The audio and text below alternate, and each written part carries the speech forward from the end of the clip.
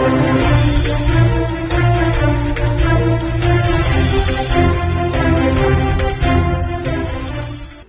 Cyber police સ્ટેશનમાં સમય રૈના સહિતના 5 લોકો સામે શોમાં અશ્લીલતાને લઈ અરજી કરાઈ છે। સોશિયલ મીડિયામાં સમય રૈનાનો અશ્લીલતાનો શો વિવાદ મામલો સુરત સાયબર પોલીસ સ્ટેશનમાં સમય રૈના સહિત 5 લોકો સામે અરજી કરાઈ છે।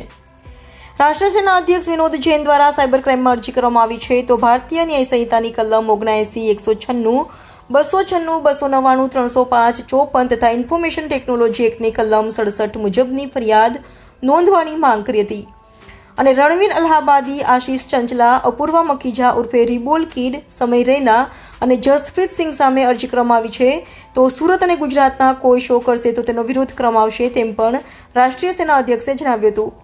હાલ પોલીસ દ્વારા આ બાબતે તપાસ કરી ગુનો નોંધી આગળની કાર્યવાહી કરે તેવી માંગ કરાઈ છે। વિનોદભાઈ, કે અરજી કરવામાં આવી છે કોમેડિયન વિરુદ્ધ, શું છે આખો સમગ્ર મામલો?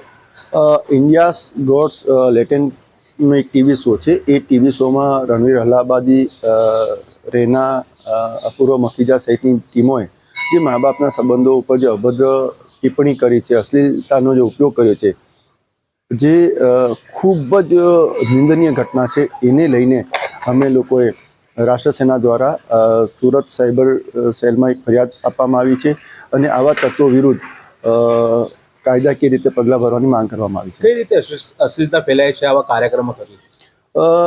આવા કાર્યક્રમો આ લોકો પોતાના જે સબસ્ક્રાઈબર વધારવા માટે પ્લસ પોતાના લાઇક્સ વધારે મળે એને લઈને યુટ્યુબ મારફતે એ લોકોને જાહેરાત મળતી હોય છે। એટલે મેક્સિમમ એ લોકો પોતાના નેમ અને ફેમ માટે કોઈ પણ હદે જવા તૈયાર હોય છે કે જેથી એ લોકો વધારેમાં વધારે રેવન્યુ કમાઈ શકે, એના માટે થઈ અને એ લોકો કોઈ પણ જાતની ચિંતા કરતા નથી।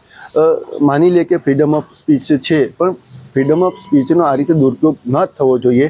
એટલે અમારી એવી માંગ પણ છે કે જે રીતે ફિલ્મો જે રીતે રિલીઝ થાય છે એના પહેલાં સેન્સર બોર્ડની એક પ્રક્રિયામાંથી એ લોકોને પસાર થવું પડે છે, તો આવા કાર્યક્રમો પણ સેન્સર બોર્ડમાંથી પસાર થાય અને પછી જ રિલીઝ થાય કે જેથી સમાજમાં અશ્લીલતા ન ફેલાય। ગુજરાતમાં પણ આવા કાર્યક્રમો થવાના પરંતુ રદ થયા છે, શું કહેશો આ બાબતે?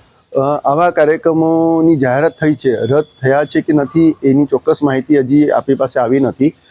એ લોકો ઓફિશિયલી કોઈ લેટર ઇસ્યુ કર્યો નથી કે અમે આ કાર્યક્રમો રદ કર્યા છે, પરંતુ જો આ લોકો ગુજરાતમાં ક્યાંય પણ આવા કાર્યક્રમો કરશે તો અમે રાષ્ટ્ર સેના એનો સખતમાં સખત વિરોધ કરશે અને કોઈ પણ સંજોગોમાં આવા કાર્યક્રમો સુરત સહિત સમગ્ર ગુજરાતમાં ક્યાંય રાષ્ટ્ર સેના થવા દેશે નહીં।